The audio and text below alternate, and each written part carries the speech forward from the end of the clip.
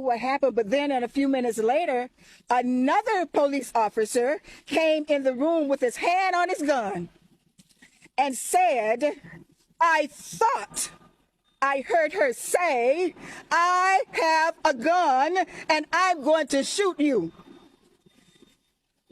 I said, what are you talking about? And the most painful part of that was that office manager, that head teller, that other lady that was in there, the police officer standing next to me, nobody said nothing. I was the only one to speak up for myself. And all I could think when he came in with his hand on his gun was that my life was in danger. My life was being threatened. But he was ready to take action because he thought, what are you crazy? And he said to me, if you say the word gun one more time, I'm going to arrest you. And I turned around and looked up at him and I said, gun? He said, you stand up and I'm going to arrest you. And he snatched my purse. He handcuffed me behind my back as tight as he could. And it was as tight as he could because my wrist was swollen when I got the handcuffs off. And he walked me out to his car and set me in his hot car for some 15, 20 minutes. In a hot car, 11:30, 12 o'clock in the day, while he and the other officer checked me out. I heard the other officer tell him, she's never been in trouble. She's clean, is what he said. And yet I sat there and I sat there and I sat there. Finally, the police officer comes to the car, drives me to the station. And when he gets to the car, I'm just traumatized. But at this time, I've never been arrested. I never had any dealings with a police officer. I've never been to court for anything outside of a speeding fine. And when we got there, he said, you got to get out of the car. I said, I'm not getting out of the car. You're not going to shoot me because it was just he and I. And he's sitting there with his hand on his gun. It's a little monkey stick thing. He said, you got to get. I said, no. He said, you're going to get out of this car one way or the other. And he opened the door. And he took his hands and pulled me out of the car and dropped me on the concrete, scratching me all up and bruising me. And he pulled me halfway into the building, and then when he got a wheelchair and put me in that and took me in this room with my hands still cuffed behind my back, I was quite helpless, and took me into this little square room with my hands still cuffed behind my back. I sat in this little room with my hands cuffed, and he came and he asked me, he said, are you going to talk to me? And I didn't say, I wouldn't say anything. I didn't want to say anything for fear that he would take it the wrong way and take my life because nobody was there but he and I. So finally he came, and another police officer, because I had sat on the floor, I was trying to get some relief from my arms. My arms had been behind my back for a long, long time, for about an hour by now. And because I'm not as young as I used to be, my arms was really, really hurting. And so they put me in a wheelchair and rolled me out. First they picked me up, one took one arm and one took the other arm and one took my legs, and they took me outside to the car and set me in a wheelchair right beside the door.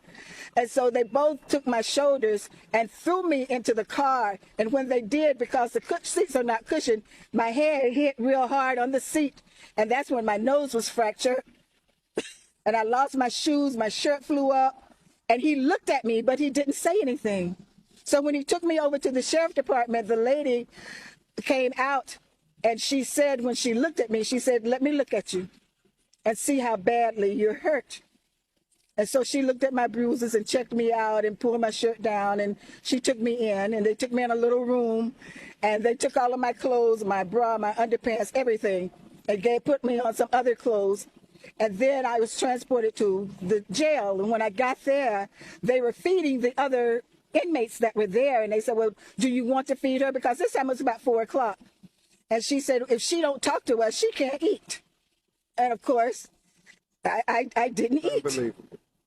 So they asked the other lady, said, well, what do you want us to do with her? Where do you want us to put her? And this big fat officer lady says, I don't want you to put her anywhere where I can't see her. She said, you need to call upstairs and get the supervisor down here. So it was two ladies came down, two supervisors. The first supervisor came over and looked at me, and she took her foot and kicked me just as hard as she could on the shin of my legs. Then the other supervisor came, and I have a heart condition. I sleep with a CPAP. I have high blood pressure. She took her fist of her hand and did it like this and nuzzled me in my chest twice, just as hard as she could. Then she took her fingers and put it under the tender part of my arm and pinched me just as hard as she could. And I kind of glanced up at her, and she told them, she said, well, she's all right. She glanced up at me. They said, well, how do you want the supervisor? She said, I'll deal with him. So they took me by the arms and dragged me on the floor. And as they put me in the cell, they took my clothes at the same time.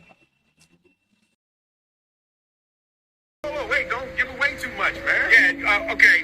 I can say clone. I want to say clone. All right, so there's like a clone by Hank Lee. Right. When it comes out, let's get a selfie real quick. Let's hop in for a selfie. Around in Lago Ranco in Chile when he captured something really strange on camera. Lago Ranco in Chile is a really large lake and it's 200 meters deep. He was next to the shoreline, next to a waterfall, when he saw this creature that a lot of people are coining a dinosaur or some sort of creature. No one knows what it is. This is what he saw.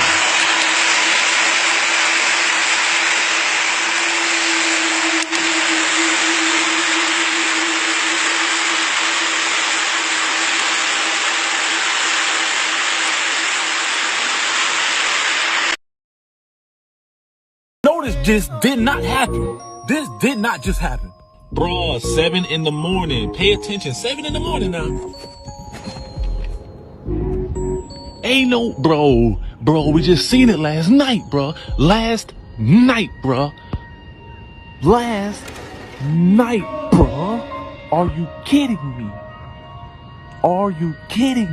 Gotta pay attention. This is happening within 24 hours every day. Bruh, it's 12:13. Midnight, how is it out at midnight, bro? Y'all just seen it earlier in the morning. Biggest move 6 ever. in the morning. 6:52. 6:52. There go the sun. And there go this bad boy.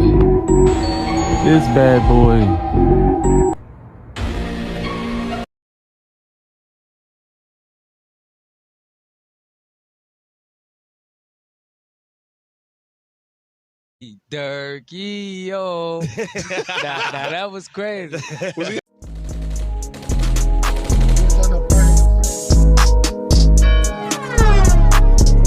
Hey, yo, Flory, turn me up.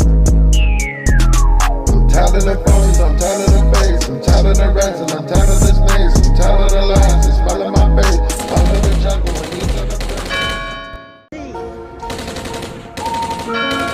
When you're trying to enslave giants, you gonna have a deep ass hole to dig.